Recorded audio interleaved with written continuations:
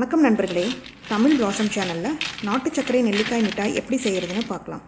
நெல்லிக்காய் 300 கிராம் ஆவியில் வேக வச்சு எடுத்துக்கலாம். தண்ணி எதுவும் ஊற்ற வேண்டாம். 5-7 நிமிஷம் நல்லா வேக வச்சு எடுத்துக்கலாம். இப்போ மூடி போட்டு மூடிடலாம். 7 நிமிஷம் ஆச்சு. ஓப்பன் பண்ணி பார்க்கலாம்.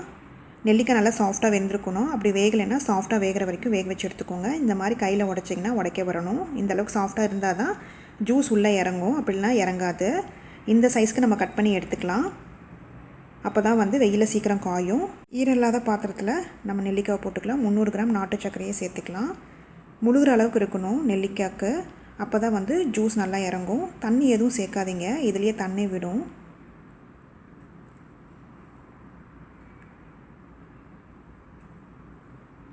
இதை மூடி போட்டு மூடிடலாம்.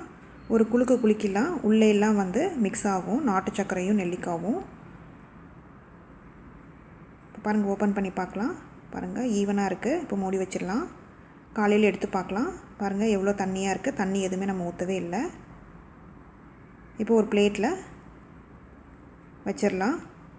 தனித்தனியாக வைங்க. ஒன்றோடு ஒன்று சேர்ந்துருந்ததுன்னா காயறதுக்கு லேட் ஆகும். பாருங்கள், இந்த மாதிரி வச்சிடலாம்.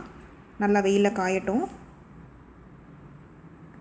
சாயந்தரம் ஆயிடுச்சு. இப்போ நல்லா காஞ்சிருக்கு. இப்போ மறுபடியும் அதே நாட்டு சர்க்கரை சிரப்பில் போட்டுடலாம். மறுபடியும் ஊறிட்டுருக்கட்டும் நைட் ஃபுல்லாக. நம்ம காலையில் மறுபடியும் எடுத்து பார்க்கலாம். மிச்சமாகிற சிரப்பில் ஜூஸு ஸ்வீட் செய்யலாம். அடுத்த வீடியோவில் காமிக்கிறேன். மூடி வச்சிடலாம். அடுத்த நாள் காலையில் திறந்து பார்க்கலாம். இதே மாதிரி 4 நாள் நல்லா ஊற வச்சுட்டு காலையில் எடுத்து வெயிலில் வச்சுருங்க. சாயந்தரம் இந்த மாதிரி போட்டு வச்சுட்டு 5ஆவது நாள்லேருந்து 3 நாள் நல்லா வெயிலில் காயட்டும். வெயில் எந்த அளவுக்கு இருக்கோ அந்த அளவுக்கு சீக்கிரம் காயும்.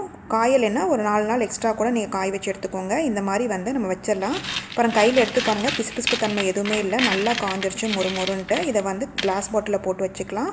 நெல்லிக்காய் கேண்டி ரெடி ஆயிடுச்சு.